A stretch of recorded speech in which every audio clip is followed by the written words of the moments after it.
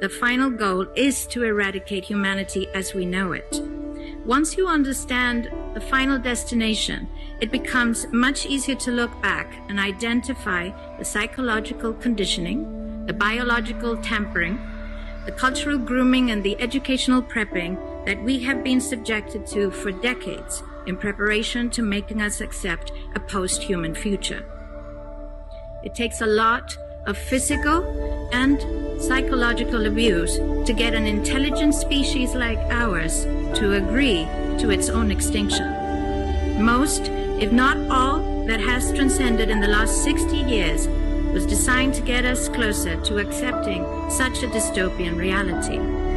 Whether you care to accept it or not, we live in a hyper-controlled matrix where our perception of reality is meticulously planned, managed, and executed in order to control and steer us in whichever direction they wish. And the direction is a post-human world. For this, they first needed to destabilize, dehumanize, and demoralize humanity through every means possible. The destruction of the nuclear family, children being indoctrinated by the state, abortion, the eradication of God and spirituality from education, life in megacities and away from nature, toxic food, air and water, social media, replacing real human connection and interaction, engineered financial crisis and taxation, endless wars and massive migration, stress, anxiety, depression, drugs and alcohol, constant fear-mongering, moral relativism as the new religion, and I could go on and on about how humanity has been influenced and forced to move away from all the things that give us strength, security, purpose, and meaning. A weak, immoral, disconnected, ignorant, and unhealthy population is an easy target for the next stage, the creation of an entire generation of androgynous beings. Masculinity is under attack psychologically, culturally, and biologically.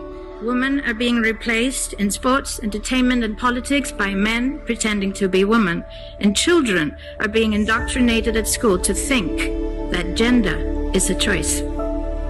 The transgender movement is not a grassroots movement. It comes from the top. It has nothing to do with people's freedom of expression, sexuality, or civil rights. It's an evil psyop with a clear agenda to get us closer to transhumanism by making us question the most fundamental notion of human identity, our gender.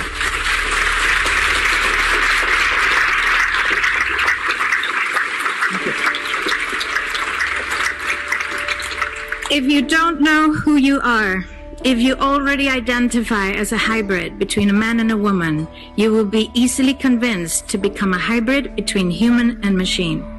Gender ideology is the 2 + 2 = 5 from George Orwell's 1984 dystopian novel. It's the final test to see whether we will follow the most absurd party line towards our own extinction. But 2 + 2 = 4.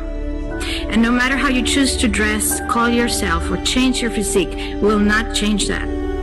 The sad reality, though, is that in the gaslighting process to get us closer to a post-human future, they have mentally and physically harmed an increasing number of children and young people, and it's only getting worse. This must be stopped.